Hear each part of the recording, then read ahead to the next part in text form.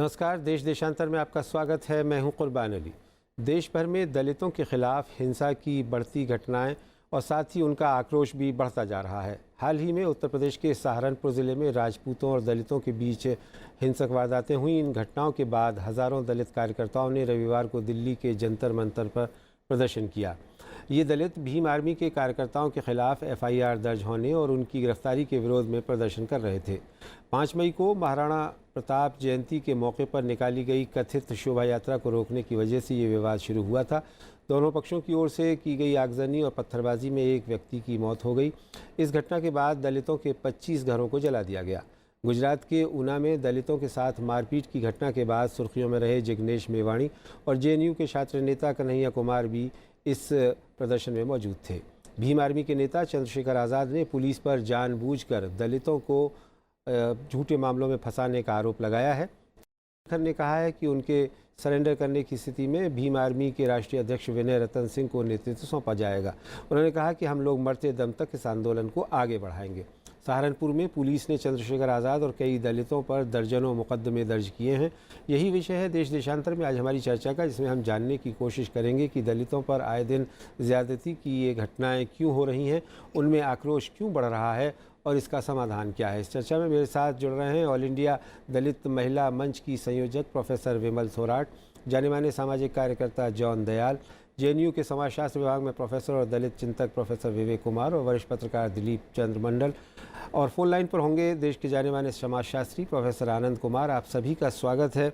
शुरुआत प्रोफेसर विमल थोराट आपसे मैं करना चाहूँगा कि ये जो पिछले कुछ वर्षों से दलितों के खिलाफ जो घटनाएं हो रही हैं हिंसा की, उनमें काफ़ी बढ़ोतरी हो रही है और उसके विरोध में हम दलितों का काफ़ी आक्रोश देख रहे हैं, काफ़ी आक्रामक रुख देख रहे हैं।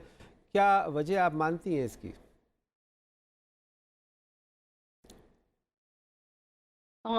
वजह तो एक ही हो सकती है कि जब अत्याचार की अति हो जाती है और जो संवैधानिक अधिकारों का जो हनन हो रहा है लगातार, और तथाकथित उच्च वर्ग जो अपने आप को जाति श्रेष्ठता के आधार पर दलितों को नीचा दिखाने के लिए या उनको कमतर मानने के लिए या कमतर दिखाने के लिए जिस तरह से हमले कर रहे हैं और जिस तरह से उनके ऊपर हिंसात्मक कार्रवाई हो रही है, घर जला देना या मारपीट करना या उन्हें मृत्युदंड देना, यहाँ तक कि उनकी कत्लेआम हो रहा है, तो दलितों के भीतर आक्रोश तो उमड़ना स्वाभाविक है। क्योंकि कब तक सहेंगे? 70 साल की आज़ादी के बाद भी अगर ये मंजर है कि आपके संवैधानिक अधिकारों का खुलेआम बहुत ही क्रूर तरीके से अगर हनन होता है, आपके मूलभूत अधिकारों से आपको वंचित कर दिया जाता है, आपकी जो धरोहर है वो एक मिनट में स्वाहा कर दी जाती है, आपकी जान पर हमले होते हैं, आपकी सुरक्षा का कोई इंतज़ाम नहीं है। आप देखेंगे कि सहारनपुर में जो राजपूत हैं उन्होंने बंदूकें निकाल ली। अब ये जो अचानक ये जो उबाल है, ये जातिवादी श्रेष्ठता का जो उबाल है, जो श्रेष्ठ होने का जो एक दिखाने का जो मकसद है कि बंदूकें और तलवारें निकालकर आप एक ऐसे अहिंसक समाज पर हमले कर रहे हैं कि जिसकी अपनी सुरक्षा का इंतज़ाम नहीं है। पुलिस भी आती है तो बहुत देर से आती है तो खामोश खड़ी रहती है। तो आप सोचिए, हम देशवासियों से ये कहना चाहेंगे कि 70 साल की आज़ादी भी आज दलितों को वो सुरक्षा और वो प्रोफेसर विमल थोराट आप रहे मेरे साथ, मैं आऊँगा आपके पास दोबारा। जॉन दयाल साहब जी, जो प्रोफेसर विमल थोराट कह रही हैं जी, उससे आप सहमत हैं या इसके अलावा भी कुछ और कारण हैं? नहीं, बिल्कुल उसका असहमति की तो कोई बात ही नहीं है जी। और ये भी मैं मानता हूँ कि जिस देश में महाबली या बाहुबली 2-1.5 करोड़ ले जाती है एक मिथ्या के ऊपर, एक डिज़ाइन के ऊपर, वहाँ पर ऐसे कांड बढ़ रहे हैं। इसमें कनेक्शन है। मैं पिछले तकरीबन 5 दशक से इन चीज़ों को देख रहा हूँ। अब जो बात एक आ रही है धीरे धीरे बढ़ती है, एक बात तो आ रही है स्टेट इम्प्यूनिटी की, दूसरी बात आ रही है कि उसको एक तरीके का एक सभ्यता दी जा रही है, उसको एक मान्यता दी जा रही है कि ये उच्च जाति, जो सेल्फ स्टाइल्ड उच्च जातियां हैं, उनकी बात, उनका ही एक तरीके से राज हो रहा है। इसको और बाकी जो चल रहा है, कम्युनलिज्म चल रहा है, हिंदुत्व चल रहा है, इन सबों को एक दूसरे से अलग करके मैं नहीं देख पा रहा हूँ। और उसके अंदर क्योंकि दलित एकदम दबाया हुआ है, सताया हुआ है, पुलिस में उसकी कोई पहुंच नहीं है, राजनीति में 85 सीट्स लोकसभा में होने के बावजूद भी उसकी कोई बात नहीं सुनता, पंचायती राज में 30% या 15% जो भी उसके प्रतिशत है, उसके बावजूद उसके कहीं पे कोई इसका कहनी, उसकी कोई सुन नहीं रहा है। वहाँ पर ये ऐसा हो रहा है, ये वाजिब है, और उसके प्रति उसका आक्रोश बढ़ रहा है। लाजमी आक्रोश क्यों नहीं बढ़ेगा? जी प्रोफेसर विवेक कुमार, ये जो हम दलित अत्याचारों की घटनाएं तो आए दिन हो रही हैं, रोज़ हम अखबारों में पढ़ रहे हैं, मीडिया के ज़रिए से आ रही है, लेकिन उसको लेकर के जिस तरह का गुस्सा, जिस तरह का आक्रोश जंतर मंतर पर देखने को मिला, ये क्या संकेत दे रहा है? देखिए, जो विमल जी ने कहा और जो जॉन जी ने कहा, मुझे लगता है कि उसमें सत्यता है कि जो वारदातें हैं उनका एक आंकड़ा आप देखेंगे 2014-15 का भी है कि 125 घटनाएं पर डे होती हैं। 2 दलितों पर बलात्कार होता है, महिलाओं पर, और 3 दलित मर्डर होते हैं, 12 ग्रीवियस हर्ट होते हैं और 88 वारदातें और प्रकार की। तो 125 वारदातें एक दिन में होती हैं पर डे, और लगातार मुसलसल 10, 15, 20, 50 साल का आप आंकड़ा उठा लेंगे तो यही है। और भारतवर्ष के संवैधानिक दृष्टि से जो बनाए गए नुमाइंदे हैं वो चुप रहते हैं। तो आज वर्तमान समय में मुझे लगता है कि दलित समाज राजनीतिक रूप से अनाथ हो गया है, उसकी आवाज उठाने वाला कोई नहीं दिखाई पड़ रहा है। उसके जो शीर्षस्थ लीडर हुआ करते थे, चाहे रामविलास पासवान हो, चाहे उदित राज हो, चाहे रामदास अठावले हो, वो सबके सब पक्ष में बैठे हुए हैं। दलित पार्टियां भी फेल हो रही हैं, दलित पार्टियों का भी आप देख रहे हैं, हार गए हैं सब लोग। इसलिए उत्तर प्रदेश जैसे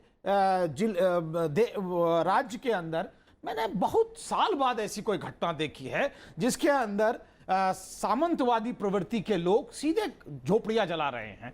तो चाहे वो रोहित वेमुला हो, चाहे वो भड़ाना हो, चाहे वो आपका जिसे कहना चाहिए ऊना हो और उत्तर प्रदेश हो, और यहाँ तक कि आप राजस्थान भी चले जाएं तो आए दिन की ये घटनाएं हैं, और कोई भी स्वप्रतिनिधित्व वाला राष्ट्रीय स्तर पर एक भी बयान नहीं आ रहा है।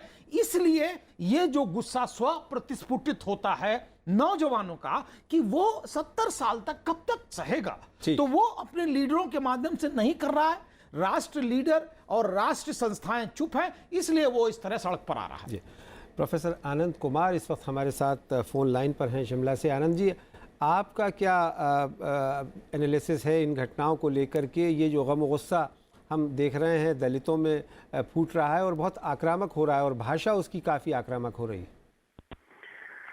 इसमें कुर्बान साहब 3 बातों को एक साथ जोड़ के देखने की ज़रूरत है। एक तो ये कि भारत के नौजवानों में जाति और धर्म के फर्क के बावजूद एक नागरिकता का भाव जागा हुआ है, और वो मानते हैं कि हम भारत के नागरिक हैं। दलित या ब्राह्मण या मुसलमान या ईसाई बाद में है, मर्द और औरत बाद में है। और जब नागरिकता का होता है तो या तो संसदीय राजनीति से उसका रिश्ता बने, लेकिन आज की संसदीय राजनीति में चुनाव तो बदस्तूर हो रहे हैं, लेकिन उनका और नागरिक का वोटर के नाते रिश्ता बहुत कमजोर होता जा रहा है। और जब संसद में कोई रिश्तेदारी नहीं बचती है, आवाज नहीं बचती है, तो लोग, मानी बात है कि बहुत ही नादानी के रास्तों पर चल पड़ते हैं। उसमें हिंसा, फुटकरिया हिंसा बहुत एक आम बात हो जाती है। और इसीलिए अभी जो हो रहा है, हवा में हिंसा घुल रही है। और पिछले विधानसभा के बाद तो उत्तर प्रदेश में जैसे हिंदू गुंडों का एक राज आ गया है, कभी गाय के सवाल पर, कभी गोश्त के सवाल पर, कभी मजनू के सवाल पर, कभी लैला और रोमियो के सवाल पर। अब इसमें से रास्ता निकालने की बहुत जरूरत है। एक तरफ ऊना है जहां पर कुछ मनचले 4 नौजवानों को, वो भी भारत के नागरिक हैं, वो भी उन्हीं की उम्र के हैं, लेकिन वो एकदम से कानून अपने हाथ में लेते हैं संस्कृति की रक्षा के नाम पर, गाय की रक्षा के नाम पर। जी। और जो महाराष्ट्र में हुआ, जहां एक महिला का रेप हो गया और इसकी वजह से मराठा निकल आया कि दलित लड़के ने रेप किया, वहां कानून अपना काम नहीं कर रहा था, नतीजा हुआ कि लोग सड़कों पर उतर आए। अभी सहारनपुर में जो घटना हुई है, ये बिल्कुल हवा में हिंसा फैल रही है। इसमें जो लोग आज मुख्यमंत्री, प्रधानमंत्री हैं, उनकी भी जिम्मेदारी है। ठीक है। और उन्हें अपनी तरफ से देश से ये भरोसा दिलाने की जरूरत है कि संसद और विधायिका अभी भी लोगों से जुड़ी हैं। ठीक है। कि खाली पैसे पर चुनाव नहीं जीते जाते हैं, ये चुनाव लोगों की मदद से भी जीते जाते हैं। ऐसा लग नहीं रहा है, और जब ये संस्थाएं कमजोर पड़ेंगी तो लोग अराजकता की तरफ बढ़ेंगे। ठीक है। मैं आता हूँ आपके पास आनंद जी दोबारा। दिलीप मंडल, आप को क्या लग रहा है कि इसमें जो अभी एनालिसिस हुआ उसमें कोई तारतम्य है, कोई कनेक्शन है, या इसके अलावा कुछ और बात है कि जिसकी वजह से ये दलित आक्रोश हमें देखने को मिल रहा है? कुर्बान साहब, इस तरह की घटनाओं को लगभग मैं और आप करीब 30 या 25 साल से लगातार इस तरह से होता हुआ देख रहे हैं। दलित उत्पीड़न कोई नया फिनोमेना नहीं है। जो चीज़ नई है और जिसको मैं नोटिस ले रहा हूँ कि पहली बार राष्ट्रीय स्तर पर इन घटनाओं का रेसिस्टेंस आपको देखने को मिल रहा है, खास करके रोहित वेमुला की घटना के बाद और ऊना की घटना के बाद और सहारनपुर, ये तीसरी घटना है। जैसे सहारनपुर का जो विरोध जंतर मंतर पे दिखा, मुझे कल सोशल मीडिया पे कम से कम 40 अलग अलग शहरों में कल प्रोटेस्ट होने की तस्वीरें दिख रही हैं। तो ये असल में नए तरह का समाज भी है। और जंतर मंतर में जो ट्रेडिशनल दलित की एक कल्पना है, सिनेमा में जैसा दलित देखते हैं, जो लगान फिल्म में कचरा जिसको बनाया गया था, वो दलित नहीं है। ये सारे स्मार्टफोन लेकर, कई लोग कार से आए हैं और बहुत शानदार कपड़े पहने हुए। तो ये नए किस्म का दलित असर्सन है, और इसको पुराने पैराडाइम से आप समझ भी नहीं सकते। हम लोग नहीं समझ सकते। अगर पुराने ढंग से देखेंगे एक दलित, हमको सिनेमा का दलित, सदगति का दलित देखना है, तो वो यहाँ नहीं है। तो ये नई बात हुई है, जो मतलब मास कम्युनिकेशन की दृष्टि से मैं देख रहा हूँ कि रेसिस्टेंस की आवाज़ अब कम्युनिकेशन के नए माध्यमों के जरिए देशव्यापी इसकी आवाज़ है। एक प्रॉब्लमेटिक पार्ट जो मुझे लगता है इसका है जी, वो ये है कि अभी भी भारत एक राष्ट्र की कल्पना जो होनी चाहिए, इस तरह के मामलों में जब दलित पर कुछ हो रहा है तो दलित प्रोटेस्ट कर रहा है। अखलाक का कुछ मामला होता है तो ये मुसलमानों का मामला होता है। अगर दलित उस समय प्रोटेस्ट कर रहा होता, चर्च जलाने का प्रोटेस्ट अगर मुसलमान कर रहा होता, तो दरअसल ये राष्ट्र होता। अभी दरअसल हम लोग अलग अलग गिरोह के लोग हैं, अलग अलग जातीय सामाजिक गिरोह के, धार्मिक गिरोहों के लोग हैं, जो इतिहास के संजोग से एक ज्योग्राफी के अंदर में फेंक दिए गए हैं। अभी हम लोग को साथ रहना आया नहीं है जी। तो इसमें मुझे लगता है बहुत सीरियस प्रॉब्लम है। अगर इसको हम लोग हैंडल नहीं करते हैं, और एक आदमी का दर्द अगर एक आदमी का दर्द है, अगर जॉय और शेयर्ड सॉरो और शेयर्ड ड्रीम नहीं है, तो मेरे ख्याल से बाबा साहब या किसी का भी कल्पना का देश नहीं है ये। ठीक, ये गिरोहों का समुच्चय है। जी, जॉन दयाल साहब आप कुछ कहना चाह रहे थे? मैं कहना ये मांग रहा था कि दिलीप ने बहुत अच्छा इसको एक मास कम्युनिकेशन की वजह से भी बताया इसको, मगर ये भी बात सही है, उतनी ही सही बात है जिसमें जो अटैक कर रहे हैं, जो प्रताड़न कर रहे हैं, वो भी आधुनिक युवक हैं, वो भी आधुनिक प्रोफेसर्स हैं, वो भी एम्बेसडर कार नहीं मर्सिडीज कार में आते हैं। तो पिछले जब हमने शुरू हाँ, वो तो मगर ये जो बात है कि इसको हम डेमोक्रेसी, जो डेमोक्रेटिक प्रोसेसेस हैं, उससे सॉल्व नहीं कर पा रहे हैं, और इस वास्ते इसमें खतरा है। दूसरा, उन्होंने जो बहुत अच्छी बात की है, अभी भी हम अपना अपना रोना अलग अलग रो रहे हैं, और उसको जब तक हम इकट्ठा मिलके रो नहीं पाएंगे, इकट्ठा मिलकर लड़ नहीं पाएंगे, इकट्ठा मिलकर उसको बदल नहीं पाएंगे। जी, विमल जी, आप सहमत हैं जो जॉन दयाल साहब कह रहे हैं? और दूसरा ये कि ऐसे माहौल में जब जैसा दिलीप कह रहे थे कि सिविल सोसाइटी को एज ए होल आना चाहिए इसके ख़िलाफ़, और कॉन्स्टिट्यूशनल वैल्यूज़ को इस्टेब्लिश करने के लिए अपना रोल अदा करना चाहिए, शायद समाज में वो होता हुआ दिख नहीं रहा है। जी विवेक, जी हाँ, ये बहुत ही महसूस किया जा रहा है, बहुत ही शिद्दत से महसूस किया जा रहा है कि जब भी दलितों पर अत्याचार होता है तो केवल दलित ही इसका प्रोटेस्ट करते हैं। जब मुस्लिम पर अटैक होता है तो केवल मुस्लिम ही इसका विरोध करते हैं। प्रतिरोध की एक बहुत बड़ी आवाज़ उसी एक समुदाय की तरफ से आती है।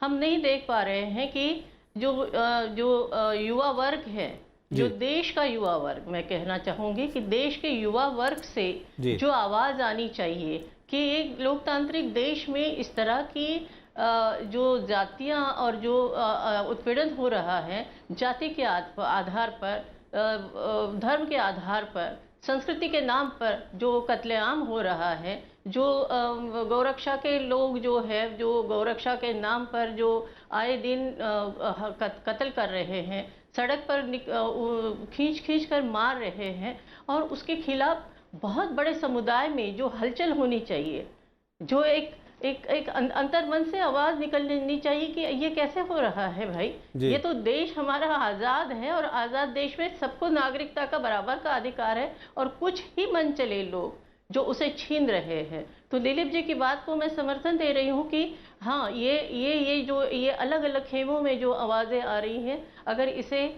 एक मंच से या एक आवाज़ में अगर इसका प्रतिरोध नहीं होगा, इस प्रतिरोध का बहुत बड़ा तेजस्वी स्वर वहाँ से उठना चाहिए, और यही आज़ादी का मकसद होता है।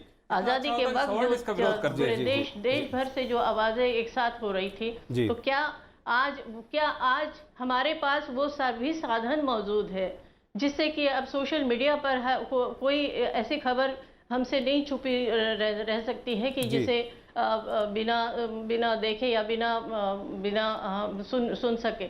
लेकिन खास करके हम नेशनल मीडिया को एक बार चेतावनी दे रहे हैं इस समय आपके मार्फत कि वो भी जागे, वो उनकी आवाज एक लोकतंत्र के एक बहुत बड़ी आवाज है। वो इस संबंध में और इस समस्या को बहुत ज्यादा आवाज दे, वरना ये आवाजें ऐसी ही दबी जाएगी, वहीं पर रुकी जाएगी, वहीं पर रोक ली जाएगी। और जो नेशनल टीवी पर या नेशनल चैनल पर जिस तरह की हम चाहते हैं कि इस तरह की एक आवाज उठे हमारे समर्थन, आप रहे विमल जी, मैं आता हूं, आदिवासियों के, महिलाओं के समर्थन में, मुसलमानों के समर्थन में, तो मुझे लगता है कि ये जब तक नहीं होगा और सभी के पास वो साधन उपलब्ध हैं। जी ठीक है। प्रोफेसर आनंद कुमार, एक ज़माना था कि ऐसी घटनाएं देश में होती थी तो राजनीतिक दलों की तरफ से एक प्रतिक्रिया आती थी, उसका विरोध होता था। अब हम देख रहे हैं कि चाहे वो वामपंथी दल हों, अपने आप को समाजवादी कहने वाले दल हों, या और दूसरे छोटे क्षेत्रीय दल हों, दलितों पर इस तरह की घटनाएं जो लगातार बढ़ती चली जा रही हैं, उस पर कोई राजनीतिक टिप्पणी या प्रतिक्रिया नहीं आ रही है, तो इसका मतलब कि सोसाइटी कहीं ना कहीं फेल हो रही है। सोसाइटी तो अपनी तरफ से, जैसा अभी सब लोगों की प्रतिक्रिया से आ रहा है, ये सब सोसाइटी के ही स्वर हैं, लेकिन संसदवाद में इन तमाम दलों को अपनी अपनी तरीके से मायूपिया का शिकार बना दिया है। जिस सूबे में हमारी कोई औकात नहीं है, हमारा वोट नहीं है, उस सूबे के सवालों से क्या लेना देना। जो जमातें हमको वोट नहीं देती हैं, उन जमातों के आंसू से हमारे आंसू को क्यों मिलना। ये आइडेंटिटी पॉलिटिक्स और वोट बैंक पॉलिटिक्स का बहुत खतरनाक गठजोड़ है, जिससे देश की बजाय अब दल, और दल की बजाय अब वोट, और वोट में भी नेता की छवि, ये बिल्कुल घटता हुआ हमारा दायरा है सोचने का। और इसलिए जैसा मैंने शुरू में कहा, लोग अपने को इनसे जुड़ा नहीं देखते तो अराजकता की तरफ जाने का मन करता है। लेकिन समाधान बेहतर राजनीति में ही है। मुट्ठी भर लोग एक दूसरे के ऊपर हमला करके दो चार जाने ले लें, लेकिन इससे जो दबंग लोग हैं उनको हिंसा करने का अधिकार और अच्छी तरह मिल जाता है। और इसीलिए ये रास्ता तो कतई हो ही नहीं सकता है जो ऊना से चला है और अब सहारनपुर तक आ गया है। रास्ता वापस राजनीति का है, और अस्मिता की राजनीति को समता की राजनीति से जोड़ने का भी है, मनुष्यता की राजनीति से जोड़ने का है। और उसको करने के लिए अब नई पीढ़ी को कुछ न कुछ नया रास्ता, नया नेतृत्व बनाना ही पड़ेगा। जिनके भरोसे थे वो अब अपनी औकात, अपना आत्मविश्वास खो चुके हैं। ठीक है प्रोफेसर विवेक कुमार, अब सवाल ये है कि ये तो सूरत हाल है, इसके बारे में हमने चर्चा की, लगभग सभी पैनलिस्ट का ये मानना है कि जो मुकाबला होना चाहिए वो नहीं हो पा रहा है। तो आखिर इस समस्या का हल क्या है, निदान क्या है, इसके लिए किस तरह की कोशिश होनी चाहिए आपकी नज़र? देखिए, अभी फ़िलहाल तो जो अगर आप फौरी तौर पर देखेंगे तो सवाल का जवाब दिखाई नहीं पड़ रहा है, क्योंकि सभी लोगों ने कहा कि इतने खेमे बटे हुए हैं, राजनीतिक रूप से, सामाजिक रूप से और आर्थिक रूप से कितनी विषमताएं आ गई हैं। तो मुझे इस समय सचमुच बड़ा स्याह अंधेरा दिखाई पड़ रहा है, और इसलिए जो तस्वीर बन रही है वो मुझे लगता है एक नवीन आंदोलन की संकल्पना जो दिखाई पड़ रही है। स्वतः प्रतिस्फुटित नौजवान जब आकर के इस तरह की बात कर रहा है तो उसकी आवाज़ किस तरह डुबाई जाएगी, मुझे लगता है कि ये डर वहाँ पर है। और आप जैसे देख रहे हैं कि आर्थिक तरक्की का ढिंढोरा जो पीटा जा रहा है कि नहीं, हमने उनको ये दे दिया, हमने उनको गैस दे दिया, हमने उनके जनधन योजना दे दी, हमने उनको stand up India, startup India सब कुछ दे दिया, लेकिन आपने उनको क्या स्वप्रतिनिधित्व दिया? क्या वो अपनी आवाज को उठा सकते हैं? कौन सी ऐसी संस्था दे दी आपने जिसमें वो अपनी आवाज को बुलंद कर सकते हैं? मुझे लगता है आज का जो दबा कुचला समाज है, दलित हो चाहे पिछड़ा हो चाहे अकलियत समाज हो, वो एलिनेटेड महसूस है। इस पूरी जो है जो सत्ता के गलियारे हैं उसमें उसकी आवाज को नहीं सुना जा रहा है। और मैं चौधराहट सबकी करूंगा लेकिन आपको नहीं बोलने दूंगा, वो कहां जाके बोलेगा? ये एक मुझे लगता है चुनना पड़ेगा या किसी तरह ढूंढ करके लाना पड़ेगा वो सूर्यलते हाल जहां पर हम बोल सके। ठीक है प्रोफेसर जॉन दयाल, आपकी अपनी अंतिम टिप्पणी की, जैसा विवेक कुमार जी कह रहे हैं, आप इसका क्या हल देखते हैं और किस तरह से इसको एड्रेस किया जाना चाहिए? सबसे पहले तो मेरा ख्याल है सरकार, और जिसमें प्रधानमंत्री मुख्य हैं जी, अपनी जिम्मेदारी से भाग नहीं सकते हैं। पत्ता उनके टेबल पर रुकता है। और जो इन सारे कांडों में जो एक बात कॉमन है वह है स्टेट इम्प्यूनिटी। पुलिस वाला देख रहा है, उसके सामने कत्लेआम हो रहा है। कलेक्टर अपने आप आंख मूंद के सोया हुआ है। कमिश्नर, चीफ मिनिस्टर, मुख्यमंत्री, सारे लोग अपने आप को हाथ धो के बैठे हुए हैं। इससे तो हमको इमीडिएटली पीछा छुड़ाना पड़ेगा। रिस्पॉन्सिबिलिटी प्रधानमंत्री की है, मुख्यमंत्रियों की है, चीफ सेक्रेटरी की है, कलेक्टर की है, एसपी की है, थानेदार की है। क्या वो अपनी जो उनकी जो दायित्व है उससे भाग रहे हैं? उसके बाद जैसे कहा, पार्लियामेंट में मैंने कहा था पहले भी, 85 शेड्यूल कास्ट लोग हैं, अभी तक अपने आप की आवाज़ को नहीं करते। उनकी आवाज़ कुचली जाती है, उनकी आवाज़ विप के हिसाब से कुचली जाती है, पार्टियों के विभाजन के हिसाब से कुचली जाती है। शेड्यूल कास्ट कमीशन है, शेड्यूल ट्राइब कमीशन है, नेशनल ह्यूमन राइट कमीशन है, नेशनल कमीशन फॉर माइनॉरिटीज़ है। टूथलेस तो थे ही, अब बिल्कुल ही कैस्ट्रेटेड हो गए हैं। ठीक है, कतई बिल्कुल इस्तेमाल नहीं कर रहे। जब तक स्ट्रक्चर्स मर गए, राजनीतिक दायित्व खत्म हो गया जी, कैसे फिर गुस्सा ना आए? चलिए, बहुत बहुत शुक्रिया जॉन दयाल साहब, प्रोफेसर विवेक कुमार, आनंद कुमार साहब हमारे साथ फोन लाइन पर जुड़े थे, प्रोफेसर विमल थोराट और दिलीप चंद्र मंडल साहब इस चर्चा में भाग लेने के लिए। तो उम्मीद की जानी चाहिए कि देश में संविधान की जो एक वर्चस्वता है वो कायम रहेगी, कानून का राज होगा, और जो दोषी लोग हैं, चाहे वो दलितों के ख़िलाफ़ हिंसा करें या अक़लियतों के या ऊंची जाति के लोगों के ख़िलाफ़, किसी भी दोषी को बख्शा नहीं जाना चाहिए, उसके ख़िलाफ़ सख्त से सख्त कार्रवाई की जानी चाहिए। तभी इस तरह के आक्रोश पर अंकुश पाया जा सकता है। देश देशांतर में मेरे साथ इतना ही। नमस्कार।